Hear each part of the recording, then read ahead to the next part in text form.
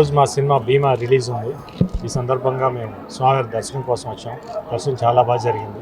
స్వామివారి ఆశీస్సులు కూడా తీసుకున్నాం. డెఫినెట్గా ఈ సినిమా భీమా పెద్ద హిట్ అవుతుందని మాకు బాగా గట్టి నమ్మకం. మీ అందరూ కూడా చాలా బాగా నచ్చుతుందని మాకు గట్టి నమ్మకం ఉంది. అందుకని మా టీం అందరం ఇక్కడికి వచ్చామన్నమాట దేవుడి దర్శనం కోసం. వీఆర్ వెరీ హ్యాపీ అన్నమాట.